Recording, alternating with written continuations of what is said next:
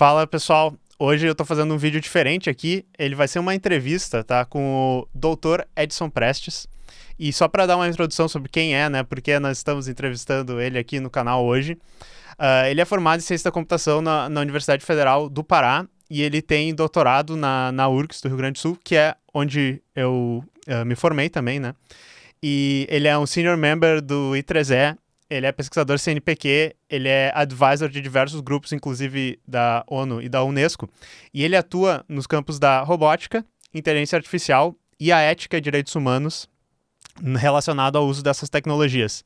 E ele também foi meu professor na Instituto de Informática, né, da Universidade Federal do Rio Grande do Sul, na cadeira de análise combinatória e grafos, quando eu fiz, né, o curso de ciência da computação. E eu estava falando para ele aqui antes, eu vou contar uma história, uma coisa que me marcou muito na cadeira dele, uma cadeira bem difícil, assim, eu tive bastante dificuldade para fazer a cadeira, e ele oferecia um trabalho que a gente podia fazer, que a ideia era a gente estudar como é que fazia um tipo de técnica. Eu não lembro, sinceramente, eu não lembro direito exatamente o que era, mas tinha a ver com a matriz latina, eu acho, era uma coisa assim.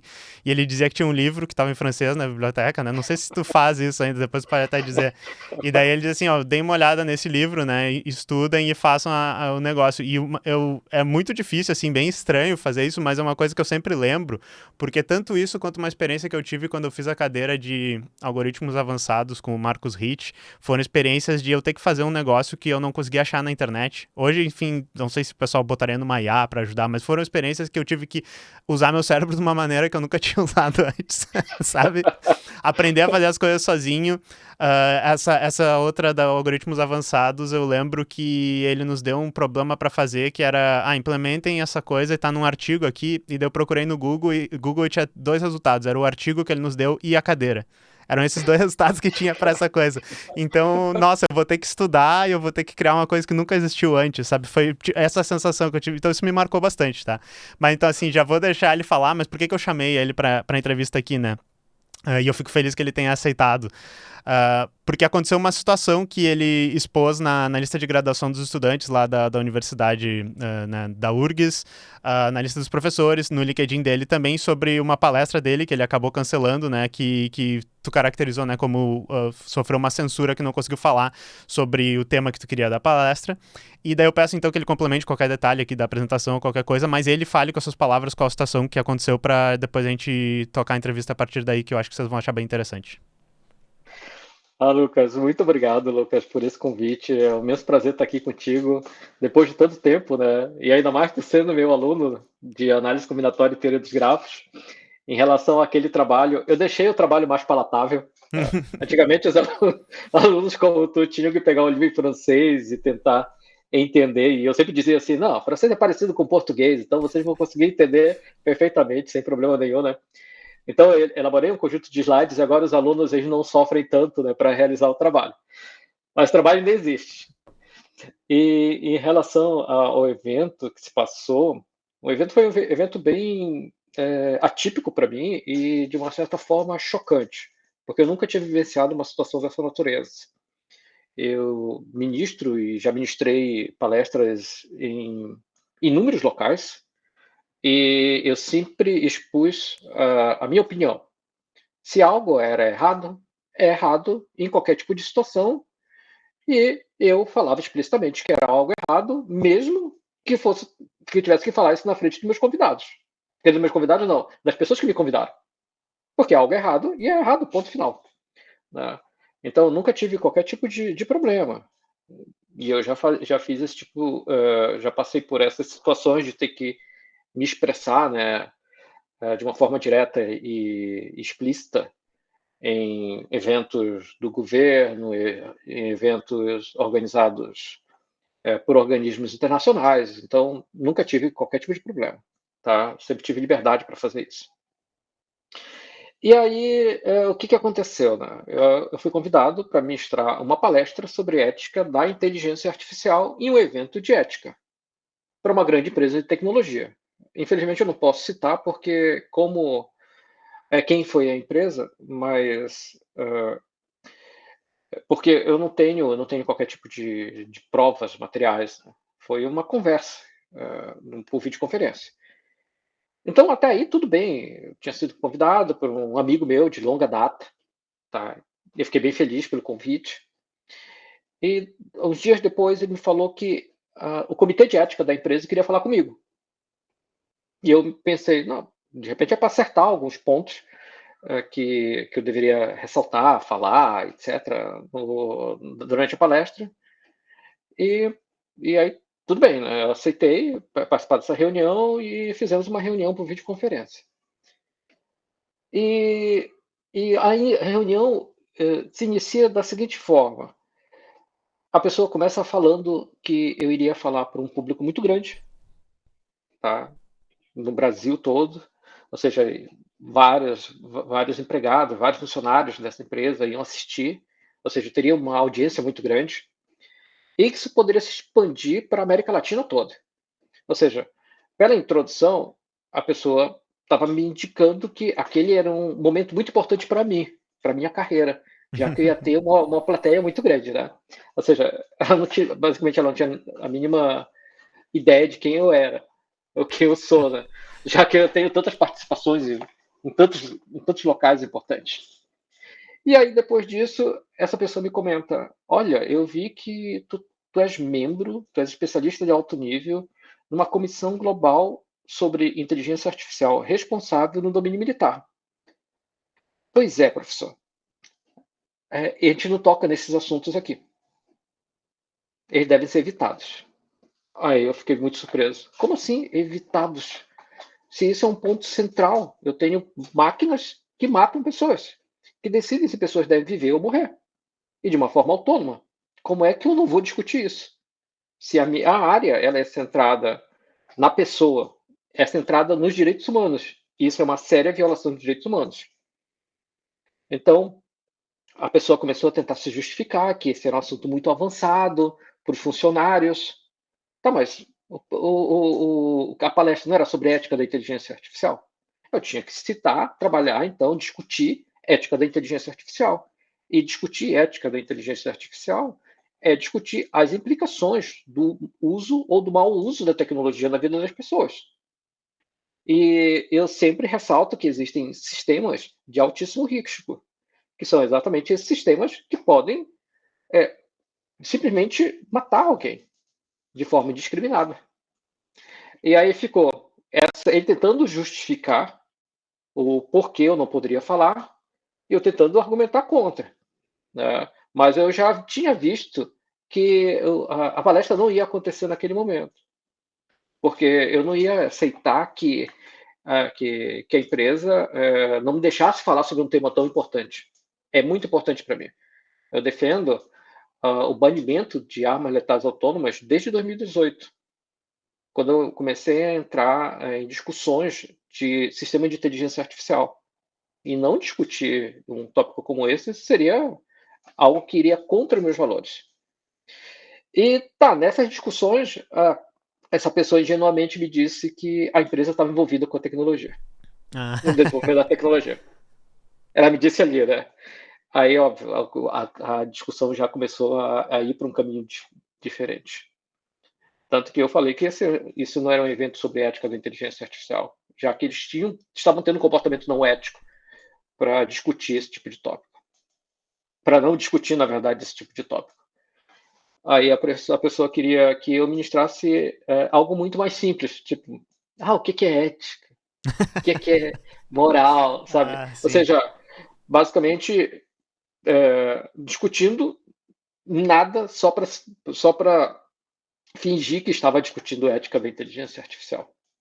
Então, naquele momento ali, ficou muito claro que a empresa ela estava fazendo o que nós costumamos chamar de ethical washing, ou seja, elas estavam transmitindo uma imagem de uma empresa responsável socialmente ou ética, né? Porém, ela não estava tocando em pontos extremamente sensíveis que ela estava diretamente envolvida. Para os funcionários, era uma empresa ética, porém, na verdade, não é ética. Então, isso mostra um pouco o que acaba acontecendo com várias empresas que estão envolvidas no domínio militar. Elas simplesmente cercam os seus funcionários para que os seus funcionários eles não tenham conhecimento do que realmente a empresa está fazendo. Porque a partir do momento que você sabe que uma empresa está envolvida, tá, em uma morte indiscriminada de crianças, de mulheres, tá, de pessoas idosas, assim por diante, de seres humanos, você vai começar a repensar a sua participação nisso. Eu já tive, por exemplo, a oportunidade de atuar com tecnologias desse domínio. Já tive a oportunidade há muito tempo atrás, quando eu era apenas alguém que trabalhava na área de tecnologia, não alguém que trabalhava na área de ética da inteligência artificial. Porque existe uma diferença entre esses dois mundos. Um é que quando você trabalha na área de tecnologia, você está focado na tecnologia em si. Você, tanto que você olha para o sistema e você pensa em qual é a linguagem, qual é a plataforma, qual é a taxa de erro, mas você nunca olha isso de uma forma mais ampla, ou seja, como é que isso está impactando a vida das pessoas. E eu sempre fui por esse caminho, até 2015. E eu me lembro claramente que um dos meus pontos de virada foi uma das reuniões que eu tive com alguns oficiais de alto nível das Forças Armadas, onde eu estava conversando com eles. Eu tinha sido convidado para participar de uma reunião. Nessa época eu era bem da área da tecnologia mesmo, né, porque eu trabalho com robótica. E aí ele me relatando, sabe, uma das tecnologias que ele tinha, assim, com brilho nos olhos, sabe? Nossa, eu tenho um torpedo, cara, que quando eu aperto o botão, aquele torpedo vai e pum no navio. Ele me falou aquilo, eu fiquei chocado, sabe? Porque a impressão que eu tive naquele momento é que ele estava brincando com videogame. Que ele tinha um videogame, sabe, na frente dele, e ele estava simplesmente ali com o controle de joystick dele, sabe, mandando mísseis. Que é o que eu faço quando eu tô mexendo aqui no meu PlayStation, né? Eu Exato. gosto de God of War, por sinal, eu tô jogando Spider-Man, Ah, legal. Bom esse. tá? Eu gosto de videogame. E eu vi uma criança, sabe, com videogame na frente dele. Ou seja, basicamente assim, ó, o que ele estava lidando era com objetos, não com seres humanos, tá? E isso é algo assim que me marcou muito, tá? Naquele momento e depois em momentos subsequentes. Porque depois eu entrei na área de ética da inteligência artificial em 2015, e aí eu comecei a ver o impacto da tecnologia na vida das pessoas, e eu comecei a notar que aquilo que eu estava fazendo na minha área de inteligência artificial, robótica, podia ter impacto brutal na vida das pessoas, mas é brutal. E por que é brutal, né? Porque eu posso criar sistemas que podem segregar pessoas, tá? Podem ser sistemas que podem excluir pessoas da sociedade, aprisionar pessoas, sabe, limitar ofertas de emprego, cancelar planos de saúde, limitar acesso a serviços básicos, tá, governamentais, entre outras coisas. E eu vim de uma realidade também, em Belém do Pará, uma realidade muito humilde. E eu vi aquilo acontecendo, só que sem sistemas. Ou seja, eu vi pessoas humildes sendo objetificadas. Aí, quando você pensa nessa situação que você já está vivenciando, tá? E aí você entra com um sistema de inteligência artificial, você está simplesmente automatizando, tá? Ou criminalizando a pobreza, só que em escala. Então, essa é uma das motivações que me fizeram mudar de área. E a partir daí eu tenho advogado para o uso correto desses sistemas, olhando sempre para os direitos humanos. Então, essa minha justificativa, né, ou pelo menos minha motivação, ela vem do fato de que nós temos que pensar nas outras pessoas. O que a gente está desenvolvendo vai se inserir dentro de um contexto social. E a gente não pode descartar os efeitos nocivos do uso ou mau uso da tecnologia. Porque senão, que tipo de mundo nós vamos estar construindo? Né? E existem tantas coisas gravíssimas que estão acontecendo nos dias de hoje. Isso com a tecnologia que a gente tem. Imagina sei lá, daqui a 5, 10 anos, quem que vai sofrer? Não vão ser os donos das Big Techs, mas vão ser exatamente aquelas pessoas que não têm conhecimento da tecnologia, pessoas humildes, entre outras coisas, entre outros tipos de pessoas. Eu adorei que tu contou sobre esse momento. Eu acho que muito, muito interessante sobre o momento que tu fez que tu ganhou uma consciência maior sobre o teu trabalho, porque eu sinto que eu tenho também um momento assim que eu comecei a mudar. Eu sempre me via como uma pessoa muito técnica, queria trabalhar apenas nas coisas técnicas, né? Não queria me envolver com nada além disso. E eu acho que eu comecei um pouco a me questionar sobre isso e desenvolver isso quando teve as revelações do Edward Snowden, que ele falou sobre o monitoramento em massa de todos os cidadãos do mundo todo, mas também dos Estados Unidos, né, com a ajuda das Big Techs, com a conivência das Big Techs, e muito mais, e ver ele sendo perseguido por ter feito esse tipo de coisa, né.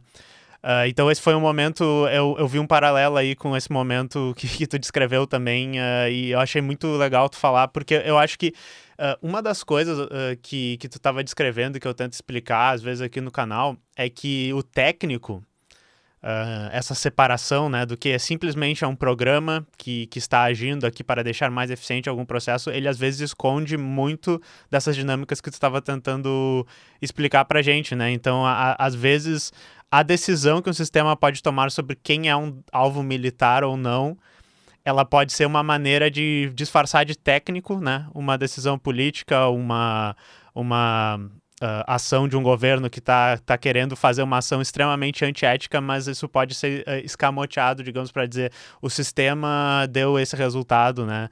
Nós o sistema é neutro, ele analisou os dados e chegou a essa conclusão, e daí a gente pode meio que lavar as mãos, né? Então, aproveitando isso, eu queria, assim, de repente a gente podia falar sobre alguns desses sistemas mais conhecidos que estão nas notícias, que fazem esse tipo de coisa. Tem se falado muito sobre o uso dessas tecnologias no conflito, né, Israel-Palestina, a maneira como Israel é vista como uma potência do desenvolvimento dessas tecnologias, também os Estados Unidos. Então eu queria te pedir assim para comentar sobre algumas dessas e também se pudesse linkar isso com algumas notícias, porque durante o governo do Bolsonaro a gente ouviu de contratação dessas tecnologias para que a polícia do Brasil usasse e as agências também do Brasil tivessem acesso a isso. A gente vê, às vezes, prefeitos, governadores indo viajar para esse tipo de evento militar em outros países. A gente imagina com potencial de adquirir essas ferramentas, então, de repente, né, vamos expandir mais sobre isso, assim. Obrigado pelo teu questionamento, pela tua pergunta, né? Existem várias tecnologias que estão sendo desenvolvidas. Nessa palestra em particular, né, eu ia falar sobre dois sistemas. Bem rapidamente, eu ia comentar, não ia entrar a fundo nos sistemas, porque os sistemas existem, várias pessoas conhecem o sistema, como ele funciona, mas assim, os detalhes técnicos são desconhecidos. Tá? Mas existem dois sistemas que foram desenvolvidos por Israel e estavam sendo utilizados ali em Gaza, que é o sistema Lavandir, tá? Onde é o sistema que ele faz uma classificação das pessoas. Ou seja, na faixa de Gaza, as pessoas eram classificadas como sendo possíveis membros do Hamas. Tá? Então ele recebia um score, tá? Baseado em uma série de características que eu, particularmente, não tenho conhecimento. Mas se você dá uma olhada em alguns sites, você vai observar que existem discussões sobre isso, por sinal, informações expostas até por jornalistas israelenses, que conhecem um pouquinho mais, mas eles também não conhecem assim tanto a fundo. Mas a questão existe um score, e aí a partir daí você consegue dizer, olha, esse cara aqui ele é membro do Hamas, esse aqui não é membro do Hamas. E nos experimentos que, por sinal, foram noticiados por esse jornalista, posso mandar o link depois para vocês, esse sistema ele tinha um 10% de erro. Ou seja, 1 em cada 10 era classificado erroneamente. E a partir do momento que tu tinha essa classificação, tu conseguia dizer aonde tu gostaria de jogar bombas, aonde tu gostaria de efetuar o bombeamento. E um ponto que esse jornalista ele comentou, o nome desse jornalista é Yuval Abraham. Então, ele dizia o seguinte, que a partir do momento que as pessoas eram classificadas, existia uma certa certeza, o bombeamento era iniciado. Só que a decisão para realmente realizar o bombeamento, ela, a decisão para autorizar o bombeamento era assim, era após 20 segundos, tá, da detecção correta. Ou seja, basicamente a pessoa era um pressionador de botões, tá, no final das contas. E a decisão era uma decisão de máquina. Ou seja, por sinal, até nesse link, ele comenta que as decisões eram consideradas quase humanas, tá? Porque 20 segundos, tu não tem tempo para pensar. Então, esse sistema, ele fazia essa classificação. E existia um outro sistema, que, olha o nome dele, Aonde está o papai? Where is dad? Está listado também ali. Que era um sistema que identificava quando esses membros do Hamas entravam em suas casas. Ou seja, quando detectasse que esse membro entrava, aí bombeamento, bombardeio, não bombeamento, bombardeio era iniciado. Então, o que estava acontecendo? Essas pessoas, elas eram mortas juntamente com seus familiares, ou seja, crianças, esposas, e também tá, em uma região que não era uma região militar. Estavam sendo bombardeadas nos seus lares. Tá? Então, essa é uma coisa extremamente grave, porque você tá num ambiente de cenário de guerra, você tem os locais que os exércitos, comboios, os militares estão atuando, e você tem a região onde a população, que é inocente, que não tem absolutamente nada a ver com essa guerra, está residindo. E você estava realizando bombardeio exatamente nessas regiões civis. Sem se interessar ali quem estava presente. E também ele cita nesse documento algo da seguinte natureza. Se de repente a pessoa que era o alvo, ela era uma pessoa de baixa patente, existia uma permissão para matar até 15 civis. Se era uma pessoa de alta patente, existia uma permissão de matar, sei lá, até 100 civis. Então, observe o nível de aberração, né? Sim, existia uma O limite. existe uma balança sobre o benefício que eles estavam enxergando assim militarmente e o número de vidas que eles estariam dispostos de civis, né, no caso, estariam Uhum, dispostos a extinguir assim. exatamente. Então, era essa discussão que eu gostaria de trazer, porque é uma máquina que tá sendo utilizada, tá? São sistemas que estão sendo utilizados, tá? E que geram realmente uma aberração, né? Um sistema, uma saída grotesca, tá? No final das contas, né? Ou seja, pessoas estão sendo mortas por algoritmos. Sim. Exatamente, eu acho que o que eu estava tentando pontuar é que acaba sendo uma ótima desculpa, né, para esconder que, sim, eu sou muito, muito crítico de Israel nesse canal exatamente por causa de coisas assim, porque quando a gente pega o número de mortos, a gente compara o número de civis mortos com o número de militantes, de combatentes, que tu tem em qualquer outro conflito, a gente vê que ele é muito maior exatamente por causa desse tipo de ação, né? Vocês não Sim. precisam acreditar apenas no que, né, uma pessoa que algumas pessoas me veriam como ativista político está dizendo, porque esse tipo de dado é o que comprova que as ações sistemáticas que eles têm tomado, elas causam esse resultado, né? Isso que eu acho que é o mais aberrante dessa situação. Sim, exatamente. E tem outros fatos, né, que fazem com que esse sistema seja muito mais complexo. A grande maioria desses sistemas, ele é obscuro. Hum, Tu não sabe aonde o erro, qual é a origem do erro. Então tu consegue te esconder também no próprio algoritmo.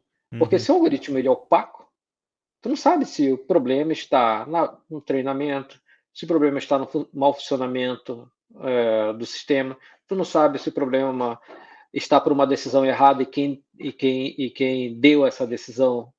Ou seja, tu precisa identificar alguns elementos, né, para encontrar a fonte, a origem do erro, assim como a cadeia de comando. Quais foram as pessoas que autorizaram esse bombardeio, né? Ou seja, saber desde aquele oficial de alta patente até quem puxou o gatilho no final. Ou seja, Sim, como é que tu consegue fazer o rastreamento disso? Então, perfeito. isso é algo que me preocupa muito quando a gente começa a pensar, tá, no uso irrestrito de sistemas de inteligência artificial. Porque a grande maioria desses sistemas, atualmente, né, é muito focado em IA generativa. Mas como é que esse IA generativa funciona? Como é que como é que tu vai conseguir atribuir responsabilidade para todos os atores ou para alguns atores que estão envolvidos nesse desenvolvimento? Sim. Existem inúmeros atores, não são apenas os programadores, né?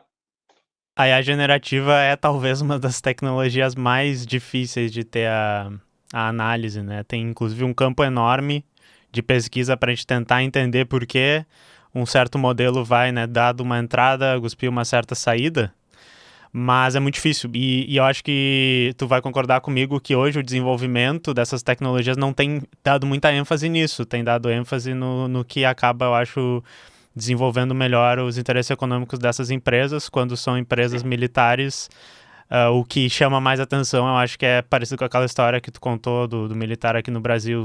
Olha que ferramenta que dispara tantos mísseis, que dá todos esses resultados, mas a segurança, a discoverability, eu acho que tem um termo, né, da área que tenta entender como esse modelo chegou às decisões. Inclusive pode ser uma vantagem, acho, né? Eu acho que é isso que você estava indicando, porque talvez não implique ninguém que tomou as ordens em cima. A gente pode apenas dizer, o sistema, descobrimos que ele tinha um viés aqui. Sim. Errado, bola pra frente, né? Não foi ninguém, quando na realidade pode muito bem ser que qualquer exército que esteja usando essas tecnologias, eles estejam explicitamente, né, colocando esses vieses lá e a gente não pode provar. Isso é... Sabe que esse é um ponto muito importante que tu levantaste sobre inserção dessas informações. Porque a partir do momento que tu tem um sistema aquele opaco, tu não consegue entender como esse sistema tomou esse conjunto de decisões, nem se essas decisões foram corretas ou se de repente foram alteradas de forma Uhum. intencional, porque ela poderia simplesmente ser perturbada. Tu poderia, por exemplo, inserir ali um ataque nesse sistema e a saída errada foi por causa de um ataque em particular. Sim, é extremamente importante também pensar isso. A opacidade por design, né? É uma feature, Sim. dependendo, né? Se... Você sabe que esse tipo de discussão sobre esses modelos, sabe, me causa uma grande preocupação, porque, lógico, eu sou uma pessoa da área de tecnologia, tá? Eu acredito na tecnologia. Ela pode ser utilizada para o bem da humanidade? Pode ser, se desenvolvida de forma correta, de uma maneira responsável. Mas ela pode não ser um bem para a sociedade, porque, por exemplo, imagina uma IA generativa, tá? Ou de repente algum modelo opaco. Se tu não entende como é que esse modelo funciona, tu não consegue antever o que esse modelo está representando. E aí, de repente, por exemplo, eu posso ser um ator malicioso e eu posso, de repente, incorporar nesse modelo informações sobre como criar uma bomba caseira, como criar uma arma química.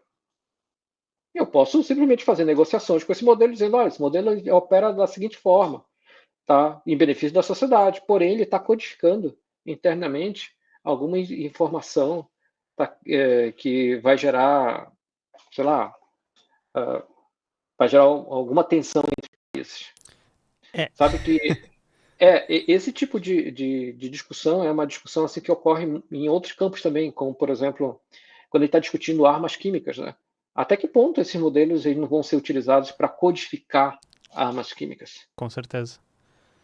Um exemplo desses vieses inseridos, eu acho que a gente teve, por incrível que pareça, a gente teve um exemplo específico quase disso que tu tá falando com o Grok no Twitter. Porque a gente viu durante o último ano, agora, diversas tentativas do Elon Musk, segundo ele, né, de deixar o modelo menos enviesado para causas sociais, o que eles chamam de woke, né, lacração, esse tipo de É, coisa.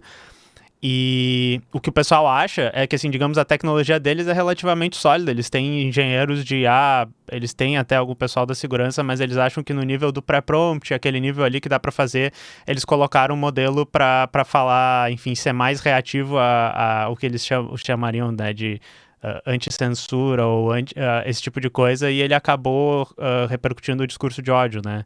Ele se chamou de Mecha Hitler, ele, enfim, falou questões de abuso sexual. Ele, inclusive, falou mensagens horríveis sobre no momento, CEO do X lá, Linda Yacari. Então, esse tipo de coisa, acho que é exatamente o que tu estava dizendo. Assim, a gente não via o Grok lá, que as pessoas interagiam pelo Twitter, ele é totalmente opaco, né? Mas o pessoal acha que eles só colocaram talvez um pré-prompt ou alguma coisa que talvez procurasse informações no Twitter antes e procurar na internet informações para fazer um modelo, né, tomar decisões ou montar mensagens. Obviamente dá problema, a gente já viu isso com aquele modelo da Microsoft também, o Tai, que eu acho que foi lá para 2017 também. Então, enfim, eu acho que é um exemplo exato do que você está dizendo. Uh, e o Twitter, né, o X agora, é um lugar onde a gente tem políticos, jornalistas interagindo ali, né, CEOs de empresas. Agora não tem mais o Trump, mas um tweet ali pode derrubar mercado de ações, pode mudar a vida de pessoas, assim, é muito sério e eu acho que é um exemplo dos menos sérios. A gente não tá nem falando de guerra, não estamos falando de ferramentas automatizadas, eu já acho uma coisa muito séria, sabe? sim, sem dúvida, sem dúvida. Então, estar lidando com esse tipo de sistema e não saber exatamente os limites dele, sabe, é muito complicado. E principalmente se nós estamos utilizando ou iremos utilizar esses sistemas para uso público, Sim. para uso da sociedade em geral. Você não sabe como esses sistemas se comportam, ou que tipo de viés ele possui, ou que tipo de informações, né, esses sistemas estão representando. E então ter sistemas que sejam transparentes é fundamental, somente quando a gente está lidando com cenários críticos, né?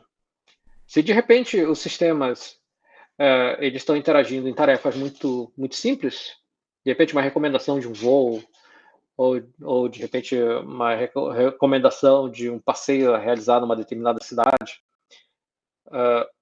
e eles podem atuar de uma certa forma irrestrita, né? Mas quando a gente está pensando em sistemas que vão interagir com crianças, com idosos, ou que vão fornecer informações mais gerais, ou que vão ser gerais, né, a gente tem que ter bastante cuidado. Eu, particularmente, sou desfavorável a qualquer tipo de sistema que não seja transparente, que seja opaco, que venha interagir de forma irrestrita e ser utilizado de forma irrestrita, né, para contratação de pessoas, para fornecimento de serviços diversos, né, A gente tem em caso. hospitais. Isso, eu ia falar disso. A gente tem os casos do sistema. Acho que tu citou isso, dos sistemas de seguro-saúde, de plano de saúde, fazendo Exato. análises de perfis de pessoas para resolver negar, por exemplo, um serviço, né? Sim. Avaliação médica, Teve, tudo isso. teve agora um sistema que foi bem interessante. Na verdade, foi um estudo bem interessante que os pesquisadores, se não me engano, do MIT, eles perturbaram o chat GPT, sabe? Ah, perguntando para eles, para o chat GPT assim, olha, eu tenho perfil tal, tipo, eu sou mulher, eu sou migrante, etc. Eu tenho perfil tal, e eu gostaria de saber quanto eu devo pedir para uma determinada posição de trabalho que Hum, está sendo oferecida, se não me engano, em Seattle. E aí eles criaram vários perfis. E o ChatGPT, ele deu resultados muito diferentes de acordo com sim. perfis. Então, se a pessoa se identificava como negro, ou preto, desculpa, preto, né? E era mulher, o valor do salário que ele sugeria era muito menor do que se fosse um branco e homem. Então isso aconteceu agora, em 2025. Sim. Literalmente reproduzindo os vieses que a gente tem na sociedade, né? Exatamente, exatamente. Daí eu acho que a gente podia continuar. A gente já falou bastante, acho, sobre várias tecnologias. Eu queria só aproveitar e falar. Esse vídeo provavelmente vai sair a tempo ainda de vocês poderem participar. A palestra que tu ia fazer, o grupo PET lá da URGS te convidou para fazer ela, né? Então vai ser dia 14 do Sim, 10, que é terça-feira. né? Isso, Então, quem quiser ver a palestra que a gente está falando aqui, que não aconteceu, e for, né, da Universidade do Rio Grande do Sul, aqui, federal, vá lá ver, vai ser no auditório do Instituto de Informática, né? Eu queria, então, ir para o próximo tópico. Quando eu estava pesquisando, né, vou falar aqui, né, ia pesquisar ali todos os grupos que o Prestes faz parte, todos os accomplishments dele. Eu achei essa reportagem aqui que eu achei muito interessante, que é de 2018, que estava falando também sobre uma outra palestra que tu fez, que era uma palestra, o Globo fala, né, o professor defende a inclusão da empatia no campo da computação. Acho que é uma coisa assim. E na realidade eu vou pedir para tu falar um pouco sobre isso. O que me chama muita atenção que tu disse, 2018, tu falou um pouco da tua trajetória de começar a trabalhar nesse campo, né, de ética, direitos humanos, na inteligência artificial, na robótica. Tu fala assim, né, um dos problemas que... vamos pensar nos problemas que a gente pode enfrentar se a gente não colocar o ser humano no centro do desenvolvimento da tecnologia.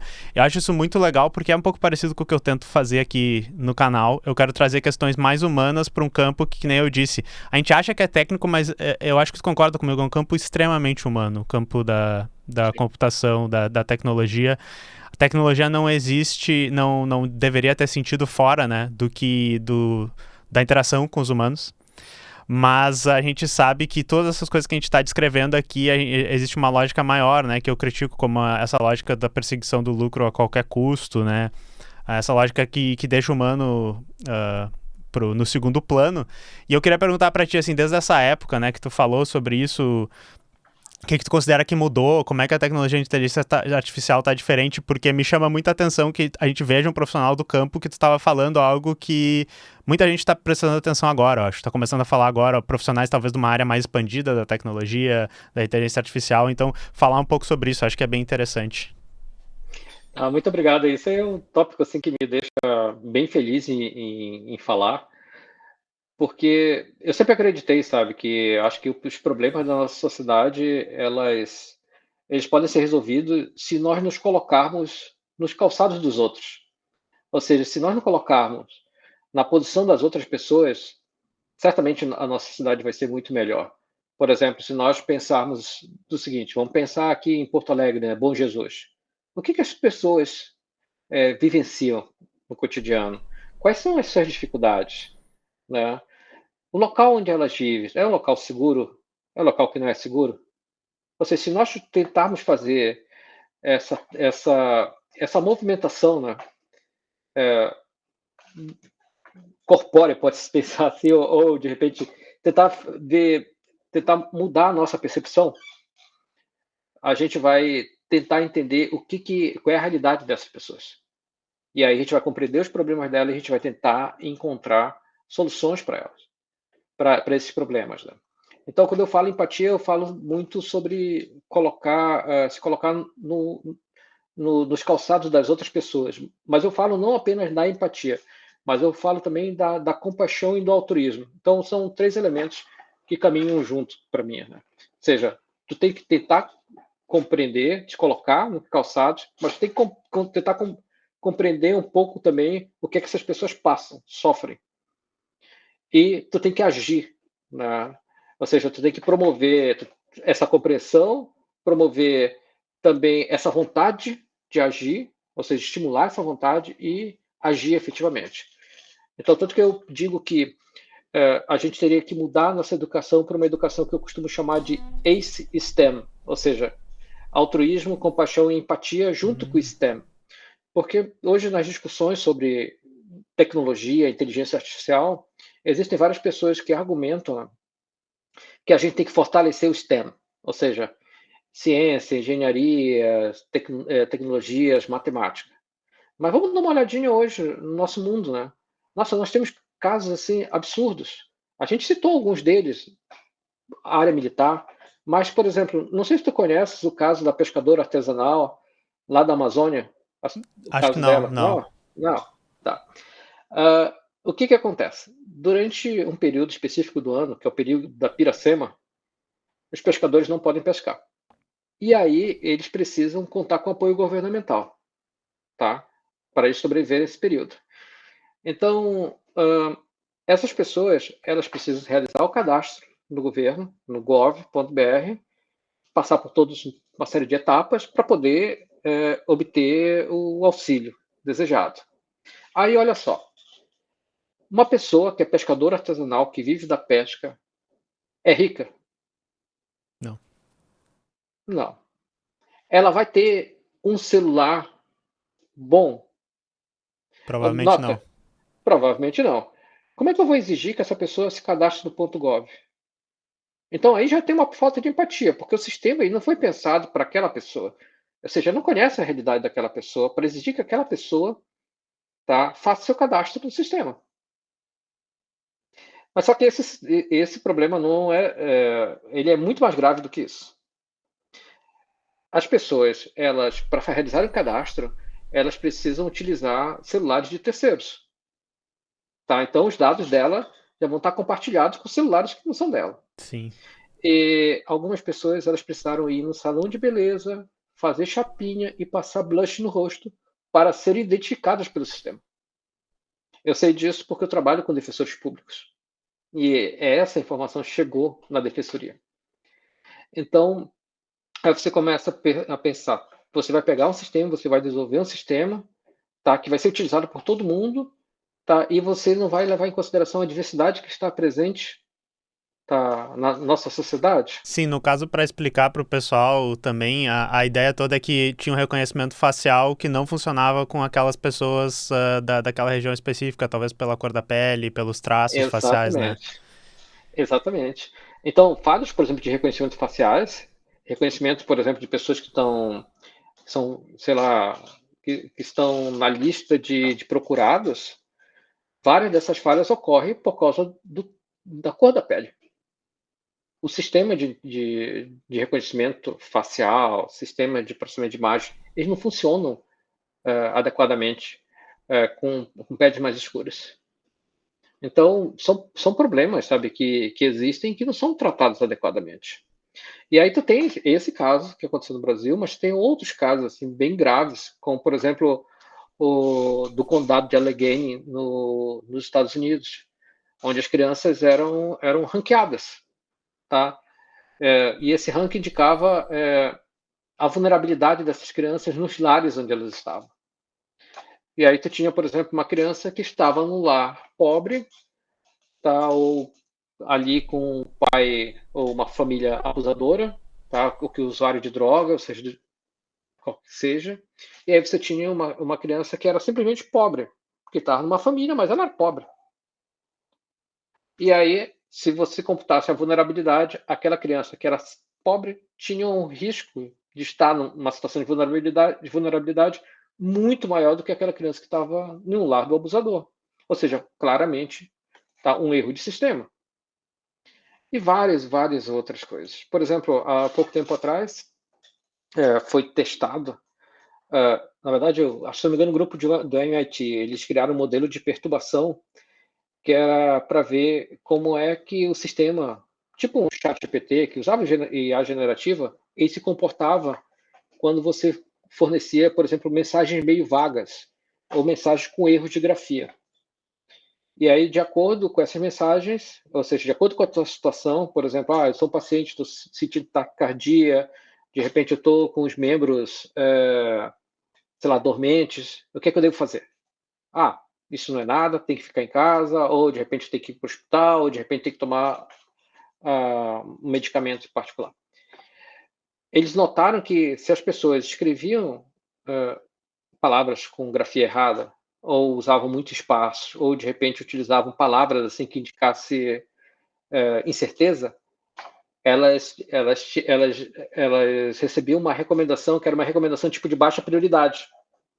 Ou, olha, ao invés de ir para o hospital, fica em casa, ou tu realiza o Sim. tratamento ABC. A pessoa, por exemplo, falar gritando com caps lock poderia mudar, Exatamente. né?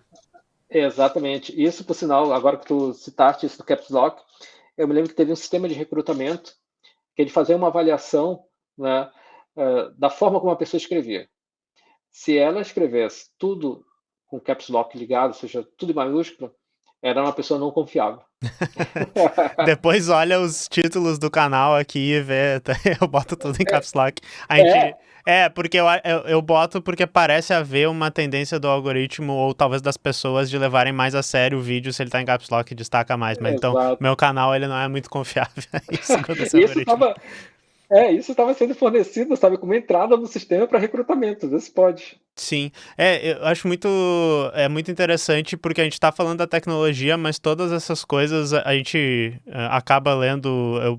Por exemplo, eu tava lendo sobre a aplicação da tecnologia na saúde. Inclusive, eu sempre cito o Walter Lippold, o Davidson Faustino, Walter Lippold aqui de Porto Alegre. Eles têm um livro que é o Colonialismo Digital. E agora eles estão escrevendo uns artigos e eu acho que eles vão estender um livro sobre a tecnologia na saúde. E uma das coisas que eles me abriram a cabeça, né, para ver uma coisa, é que a medicina, ela é feita para, geralmente, pessoas da Europa e Estados Unidos. A genética dessas pessoas, as doenças específicas, o clima, todos esses estudos, eles são feitos lá. E daí, às vezes, a medicina que é a medicina, eu até ia usar a palavra normal, a medicina padrão eu vou usar, que é essa estudada, ela às vezes não serve pro Brasil. Ela não serve para. Imagina a diversidade diferente que a gente tem no Brasil. É exatamente, eu acho, isso que tu estava falando também da tecnologia. E é o tipo de coisa que a gente tem que sempre se questionar nas nossas áreas, né? Na tecnologia, eu acho que a gente, inclusive, é mais fácil de ver algumas das coisas. Talvez seja porque a gente é da área. Mas quando tu procura essas coisas que tu descreveu, tu acha elas em todos os produtos de tecnologia. Essa falta de preocupação, que não é uma mera bobagem. Algumas pessoas tratam a diversidade como se fosse, né, uma mera bobagem, tentando apelar para grupos diferentes que reclamam na sociedade. Não, são produtos piores, que se eles não levam... E piores e antiéticos, né? Às vezes Uhum. causam mal para as pessoas. Achei muito legal tu trazer isso. Não, é interessante, sabe, isso que a gente está discutindo, essa última parte aí, porque é tudo questão sobre empatia, que eu havia comentado, sabe? É pensar assim, tá, essa tecnologia que eu estou desenvolvendo, ela realmente vai ser adequada para a comunidade que vai receber, né, a tecnologia? Por exemplo, hoje a gente tem um monte de tecnologia que vários idosos não conseguem utilizar. Exatamente. Vários idosos, né? Ou seja, não é uma tecnologia adequada para essas pessoas.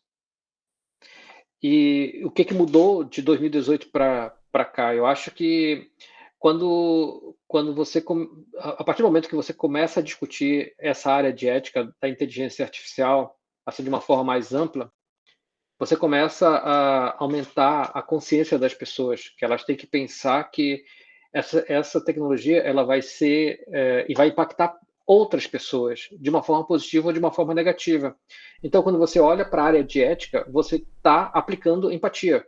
Para mim, ética da inteligência artificial é empatia aplicada, porque como é que eu analiso é, como é que eu faço a minha análise nessa área? Eu olho para o sistema e olho para os direitos humanos. Como é que essa tecnologia ela impacta os direitos humanos? Né? Direitos humanos, sei lá, uma população ribeirinha, população indígena, população LGBTQIA+, população preta. Como é que ela impacta essas populações? Impacta positivamente, negativamente? Né? Ou seja, não é apenas olhar pelo lucro. Porque se a gente for pensar em olhar pelo lucro, eu vou desenvolver a tecnologia, eu vou olhar apenas para as taxas de erro, ou seja, vejo, esse sistema aqui ele errou 2%. Beleza, vamos colocar no mercado. Ou errou 10%, vamos colocar no mercado. Sem levar em consideração o que aqueles 2% ou 10% representam. Porque aquele 2% ou 0,01% pode representar a morte de uma pessoa, pode representar o encarceramento de uma pessoa. Ou seja, eu não tenho que olhar o sistema apenas pelo número, mas eu tenho que olhar pelo efeito que ele causa. Ou seja, aí nós temos a empatia aplicada. Né? E você tem que desconsiderar um pouco o lucro. O lucro é importante, é claro que é importante, mas observa que esse lucro ele vai vir naturalmente a partir do momento que tu tiveres uma tecnologia que ela seja adequada à população, porque as pessoas vão ter confiança na tecnologia. E como é que a gente resolve isso? Não é apenas discutindo ética da inteligência artificial, é um ponto extremamente importante, que deveria estar presente, a ética em si, né? Em todos os cursos de engenharia. Mas a gente pode discutir isso no nível educacional mais básico possível, que é quando a preocupação com o outro começa a aparecer, que é lá pelos 6, 7 anos de idade. Existem iniciativas, tipo do Canadá, como Roots of Empathy, que é uma iniciativa que visa promover a empatia com essas crianças. E nas escolas onde foram utilizadas, foi utilizada essa técnica, o bullying diminuiu abruptamente. E a compaixão que eu tinha comentado anteriormente, né? Ou seja, essa vontade de ajudar. A gente pode pensar em como desenvolver tecnologias sociais. Ou seja, vamos fazer uma competição aqui para tentar vencer algum problema social que enfrentaram na nossa cidade. Eu tive a oportunidade de participar em competições. A ideia deles era promover a consciência dessas pessoas com a sua comunidade, né? Ou seja, a importância, o papel delas na comunidade. E que tipo de soluções poderiam realmente ser aplicadas no mundo real. E o altruísmo é vamos agir, efetivamente. Então, esses 3 elementos, para mim, são essenciais e é o que eu tenho tentado promover desde 2018. E eu vejo na área de ética da inteligência artificial, assim, essa discussão sobre empatia aplicada que está cada vez mais se expandindo. A ACM hoje, a ACM Global, ela já tem um conselho que discute políticas públicas, ética da inteligência artificial. Eu faço parte, por sinal, desse conselho. Então, já tem algumas pessoas tentando promover isso dentro dessa sociedade. A gente tem a IEEE. Eu não sei o que está acontecendo assim, na sociedade mais técnica, né, aqui brasileira, tipo a SBC. Eu, sinceramente, eu não tenho conhecimento, não sou membro da SBC. Tá? Mas eu vejo que essa discussão ela sobre o impacto da tecnologia na vida das pessoas ocorre principalmente por grupos que não estão diretamente ligados à tecnologia. 3 semanas atrás eu estava em um evento sobre inteligência artificial, data centers e justiça socioambiental. Sabe, com várias pessoas assim, de diferentes cursos discutindo inteligência artificial, data center e justiça ambiental. E aí nós tínhamos nessas discussões representantes da comunidade quilombola, nós tínhamos representantes da comunidade indígena, antropólogos, todo mundo discutindo sobre isso. E da área técnica, acho que 2%, 1% da audiência. Eu era um deles. Esse é um tema que, inclusive, também eu trago muito aqui no canal, porque, enfim, tá muito premente no Brasil aqui a vinda dos data centers, exatamente os impactos que eles podem ter. Bem interessante, depois eu até vou pedir para ti, para dar uma olhada nesse evento aí, nesse material, porque me interessa muito. Eu te coloco em contato com as pessoas, porque é um assunto muito importante. Se você vai conversar sobre isso com alguém da área de tecnologia, vai dizer assim, pá, tá sendo a melhor coisa do mundo, nossa, eu não consegui processar maior quantidade possível de dados, etc e tal. Aí tá, mas e o impacto ambiental? Vários vão dizer assim, não é minha responsabilidade. Eu não me importo. Eu tenho sofrido muito também retaliação do pessoal mais técnico nesse sentido, que é você falar desses problemas é visto como ser, né, anti o progresso, esse tipo de coisa. Acho que deve ouvir também, o pessoal nesse evento deve ter falado bastante disso. E é exatamente isso que tu está relatando, assim, eu tenho tentado me debruçar sobre esse tema também, bastante interessante. Mas enfim, eu agradeço muito, achei muito legal, assim, que nem eu tinha falado, fiquei orgulhoso da situação de ver, né, tu querer falar disso, expor isso, descobrir aqui, no geral, todo esse trabalho que tu tem feito nessa área, que eu acho que é uma área vital, que eu não sabia, sinceramente, né, eu só te conhecia mais como meu professor lá do Instituto de Informática, que sabia... Matriz latina, né? Da matriz latina, é. Não, e daí a história que eu queria contar, provavelmente se pessoas também que estudaram contigo, que te conhecem aqui de outras, talvez não estejam sabendo, é muito legal que a gente te via, né, como um professor muito, principalmente quando a gente estava fazendo a cadeira, muito austero, assim, bastante sério, né, que tu chegava para dar aula, não tinha muita conversinha, coisa assim e tal, E daí a gente depois, né, passeando lá pelo Instituto de Informática, fazendo as outras cadeiras, às vezes te via, assim, com uma camiseta de banda e tal. Daí se a gente conversava contigo no corredor e tal, era bem mais descontraído que nessa conversa que a gente teve aqui. E daí é uma coisa que eu achei legal, né, porque eu também sou cabeludo, tenho instrumentos musical Aham. aqui, eu tenho a minha banda, eu tava falando, e tu me falou, né, o que tu tava me dizendo sobre gostar do estilo e sobre bandas e tal de rock aí, se tu quiser contar. Aham. Não, cara, meu sonho, e não é um sonho ainda, né? Mas eu gostaria de ser vocalista de uma banda de heavy metal. Isso desde a época que, eu tava começando a fazer mestrado, aí deixei o cabelo crescer, usei brinco e tal, né? Aí meu sonho era esse. Aí eu me lembro que uma vez eu tava, tava numa festa, cara, e aí tinha, acho que era uma banda chamada Black Master, antiga pra caramba. E aí eu subi no palco, comecei a cantar, né, com o vocalista da banda daquela época, né? Então meu sonho, cara, eu escuto heavy metal todos os dias, todos. Assim, eu me concentro ouvindo heavy metal. Então Eu recomenda. gosto. Eu ia dizer, Hein? recomenda algumas bandas aí pro pessoal, então, pra. Nossa, Uma cara. só pode ser pro pessoal ouvir aí que tu gosta. Ah, cara, assim, ó, se for, a minha paixão é Black Sabbath, né? Eu também gosto Black muito. Sabbath é Ozzy Osbourne, Black Sabbath, mas essas são as duas, assim, cara, os dois, eu tenho, acho que um monte de coisa do Ozzy, do Black Sabbath, eu já fui a vários shows, né? E eu gosto também de, assim, acho que se pronuncia Behemoth, Uhum. acho muito legal. Pô, Nine Inch Nails, acho, Que maneira industrial, né? cara, Aham. industrial, acho, cara, esses aí são muito. O Trent é sensacional, né? Nossa, aí tem vários. Ah, que legal. Assim que me lembram assim Outro dia a gente traz em algum Aham, espaço pra falar só de música, que eu vi que dava pra falar. E também aham.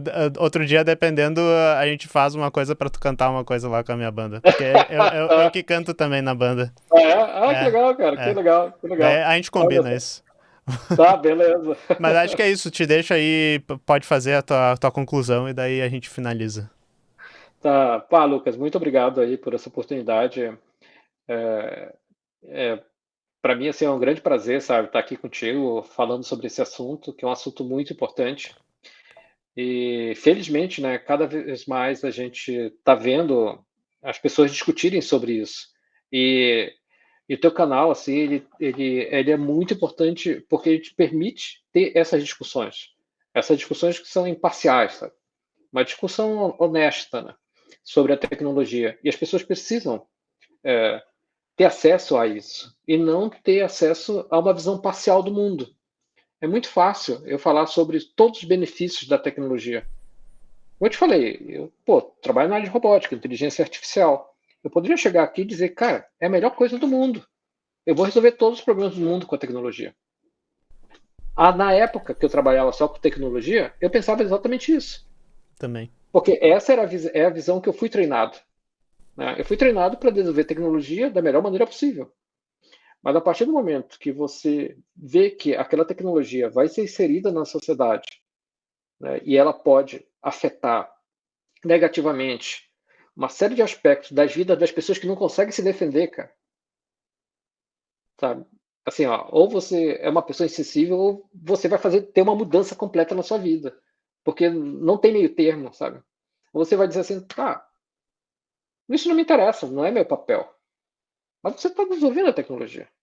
Ou você vai pensar, cara, tem que desenvolver a tecnologia de uma maneira diferente. E foi exatamente esse desenvolver a tecnologia de uma maneira diferente que foi o caminho que eu segui. Mas eu sei que existem vários colegas que não estão nem aí. Como em conferências que eu já participei, que teve um colega que me falou, cara, eu não me importo com ética. Não é minha responsabilidade. Mas como assim, cara? Não é tua responsabilidade. Meu, tu está desenvolvendo uma arma. E eu sempre Tu não vai ser falo, responsável? eu fiz um Né? juramento quando eu me formei lá, né? Todo mundo faz um juramento, a gente esquece disso, mas a gente jurou ser ético, usar a nossa Exato. profissão. Sabe que agora existe uma cadeira aqui na informática que é projeto integrador, que é uma cadeira bem interessante, que a gente está começando a discutir aspectos relacionados à ética.